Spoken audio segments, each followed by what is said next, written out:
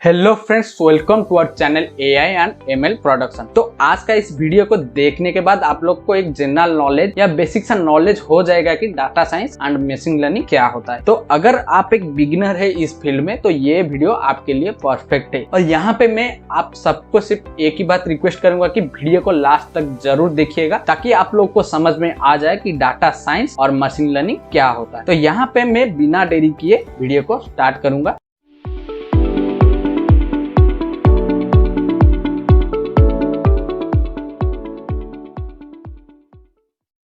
तो सबसे पहले मैं यहाँ पे मेरा जो पीपीटी है वो ओपन कर लूंगा, ठीक है। तो यहाँ पे वीडियो ज्यादा लंबा ना हो इसीलिए मैं सब कुछ पहले से रेडी करके रखा हूँ और आपको यहाँ पे सब कुछ स्टेप बाय स्टेप एक्सप्लेन करके बताऊंगा कि डाटा साइंस और मशीन लर्निंग क्या होता है। तो यहाँ पे आप लोग देख सकते हैं कि मैं जो डाटा साइंस का जो डेफिनेशन है वो लिख लिया है, तो यहाँ पे आप इससे पढ़ सकते हैं। तो डाटा साइंस क्या होता है कि एक पर्टिकुलर फील्ड के ऊपर सब डाटा कलेक्ट करके उसके ऊपर रिसर्च करके हम एक कंक्लूजन में पहुंचते हैं और ये जो प्रोसेस है इसी को डाटा साइंस कहा जाता है। तो यहाँ पे मैं एग्जांपल लेके आप सबको बताऊंगा कि डाटा साइंस क्या होता है। तो यहाँ पे मैं एक हाउस का जो प्राइसिंग है, एक पर्टिकुलर एरिया का हाउस का जो प्राइसिंग है वो एग्जांपल के तौर पे ले लूंगा। तो यहाँ पे आप लोग देख सकते हैं कि हाउस का जो प्राइसिंग है वो उसका जो पूरा का पूरा डाटा है वो यहाँ पे अवेलेबल है। तो यहाँ पे हमारा जो ये वाला कॉलम है ये क्या है, house area in square feet, यानी कि हाउस का जो पूरा एरिया है वो हाउस कितने एरिया में फैला हुआ है वो उसका जो डाटा है वो यहाँ पे है। ये जो रो है ये है number of bedroom in a particular house, यानी कि एक पर्टिकुलर घर में कितने बेडरूम है। उसके बाद क्या है कि ये हमारा है नंबर ऑफ वॉशरूम, यानी कि पर्टिकुलर घर में कितना वॉशरूम है और उस घर में पार्किंग है या नहीं वो यहाँ पे अवेलेबल है और इसी हिसाब से उसका जो प्राइस है वो कितना होना चाहिए वो यहाँ पे अवेलेबल है। तो यहाँ पे हमको करना क्या है कि पहले तो हम जिस फील्ड के ऊपर रिसर्च कर रहे हैं, यहाँ पे जैसे हम रिसर्च कर रहे हैं हाउस प्राइसिंग के ऊपर एक पर्टिकुलर एरिया का, तो हमें क्या करना है कि पहले उस फील्ड का जो डाटा है, historical data and present data, सब डाटा कलेक्ट करना है। कलेक्ट करके उसके ऊपर स्टडी करना है, यानी कि उसके ऊपर रिसर्च करना है। तो रिसर्च हम कैसे करेंगे, उस डाटा को पहले तो हम लोग क्लीन कर लेंगे उस डाटा को, क्योंकि बहुत सारे डाटा होते हैं कि वो मिसिंग होता है, ठीक है। तो क्लीन करने के बाद उसको एनालाइज करेंगे, एनालाइज करने के बाद उसको विजुअलाइज करेंगे। तो ये सब कुछ करने के बाद, डाटा को स्टडी करने के बाद, ठीक है, हमको एक कंक्लूजन मिलेगा। तो उस कंक्लूजन के हिसाब से हम लोग यहाँ पे कह सकते हैं ये जो हाउस का प्राइस है वो एक दूसरे से कैसे वैरी करते हैं, ठीक है। तो यहाँ पे हमने क्या किया कि जिस फील्ड के ऊपर हमें रिसर्च करना है उस फील्ड का जितना भी डाटा है वो सब कलेक्ट कर लिया। कलेक्ट करने के बाद उसको वहाँ पे स्टडी किया, रिसर्च किया, उसके ऊपर उसको एनालाइज किया, क्लीनिंग किया, विजुअलाइज किया। ये सब करने के बाद हमको एक कंक्लूजन मिला जिससे हम उस फील्ड के ऊपर एक स्टोरी बता सके। तो ये जो प्रोसेस है, इस प्रोसेस को ही डाटा साइंस कहा जाता है, ठीक है। तो ये यहाँ पे मैं एग्जाम्पल के तौर पे हाउस प्राइसिंग ले आऊं,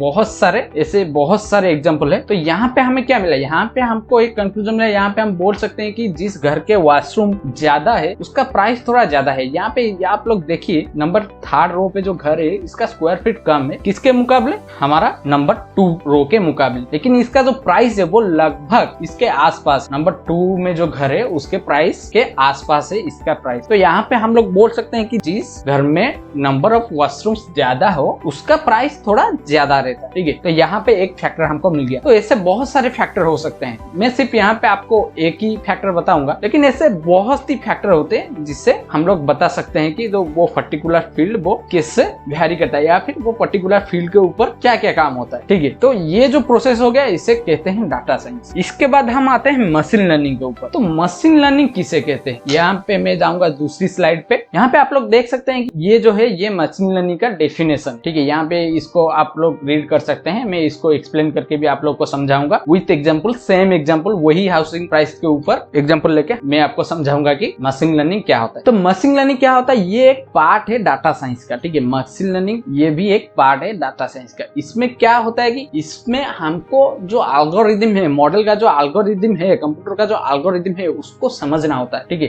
ये जो एल्गोरिदम है ये पहले से ही, आपको सिर्फ करना क्या है कि उसको समझना है और उसी को ही मशीन लर्निंग कहा जाता है, ठीक है। तो यहाँ पे हम एग्जाम्पल के तौर पे वही हाउस प्राइसिंग को लेते हैं। हैं, यहाँ पे फिर से चलते हैं उसी पेज पे। तो यहाँ पे हमारे पास हाउस का जो डाटा है वो अवेलेबल, ठीक है। तो एल्गोरिथम पहले से है, हमको सिर्फ उसको समझना है। तो यहाँ पे मैं एग्जांपल लेके आप लोग को बताऊंगा। यहाँ पे आप लोग देख सकते हैं ये जो है house area in square feet, bedroom in house, washroom in house, washroom को मैं W लिखा हूँ और बेडरूम को यहाँ पे मैं B लिखा हूँ, और पार्किंग, उस पर्टिकुलर हाउस में पार्किंग है या नहीं, और उसी हिसाब से प्राइस। ये सब जो है उसका जो डाटा है वो हमारे पास अवेलेबल है, ठीक है। तो यहाँ पे आप लोग देख सकते हैं ये जो है ये हाउस का फीचर्स है, इसे हम फीचर्स कहते हैं। ये जो हाउस का एरिया है इन स्क्वायर फीट, एंड उसके बाद number of bedrooms in a particular house, number of washrooms in a particular house, and parking is available और नॉट, ये सब है, ये फीचर्स है, ठीक है। और ये जो है ये उसका प्राइस, ठीक है। ये उसका फीचर नहीं, ये उसका प्राइस है, हाउस का प्राइस। तो हम लोग क्या करेंगे कि पहले तो हम डाटा कलेक्ट कर लिए, उसके बाद हमको मॉडल सिलेक्ट करना है। तो मशीन लर्निंग में बहुत सारे मॉडल होते हैं, ये मैं बाद में आपको बताऊंगा कि कौन कौन मॉडल होता है। तो मशीन लर्निंग में बहुत सारे मॉडल होता है, हमको उसमें से एक मॉडल सिलेक्ट करना है। इस डाटा के हिसाब से कौन सा मॉडल इसको फिट होगा हमको सिलेक्ट करना है। तो सिलेक्ट करने के बाद क्या करेंगे, ये जो डाटा है ये डाटा को हम मॉडल को दे देंगे और उसे बोलेंगे कि यार ये जो डाटा है ये सब तुम ले लो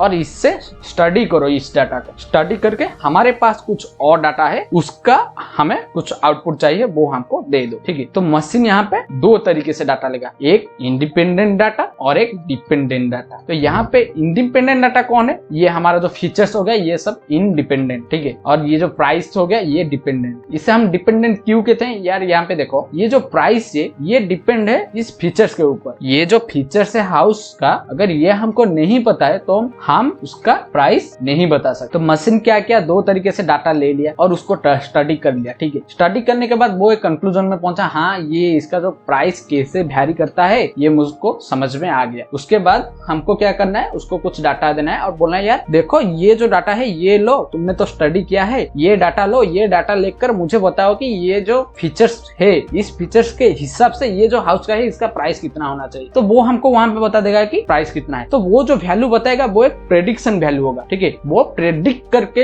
ये जो डाटा लिया है इससे स्टडी करने के बाद वो प्रेडिक्ट करके बताएगी ये जो फीचर्स तुमने दिया है उसके हिसाब से ये जो हाउस है उसका प्राइस X या Y जो भी हो वो होना चाहिए। तो उसके बाद हमें एक प्रेडिक्शन वैल्यू मिल जाएगा। तो यहाँ पे मशीन ने जो भी किया वो जिस तरीके से स्टडी किया, ठीक है, वो जिस नॉलेज अप्लाई करके उसको स्टडी किया, मशीन वो जिस तरह से स्टडी किया उसको हम लोग कैसे समझेंगे, उसी को मशीन लर्निंग कहते हैं, ठीक है। मशीन जो भी स्टडी करता है उसको हम लोग समझेंगे और उसी समझना को ही मशीन लर्निंग कहा जाता है। आई होप कि आप सब क्लियर हो गए होंगे। अगर आपको कोई भी डाउट हो तो फिर कमेंट करके जरूर पूछ लेना। अगर यहाँ पे आपको कुछ भी डाउट आ रहा हो तो वीडियो को फिर से चला के देख लेना, आपको समझ में आ जाएगा। तो यहाँ पे हम लोग क्या सीखे, डाटा साइंस किसे कहते हैं, मशीन लर्निंग किसे कहते हैं। तो यहाँ पे मैं आपको कुछ मॉडल जो है मशीन लर्निंग का कुछ मॉडल है और कुछ एल्गोरिथम है उसको मैं यहाँ पे आप लोग को दिखाऊंगा। तो एक्सप्लेन नहीं करूंगा, सिर्फ दिखाऊंगा कि इससे हम बाद में एक्सप्लेन करेंगे। तो यहाँ पे आप लोग देख सकते हैं कि ये कुछ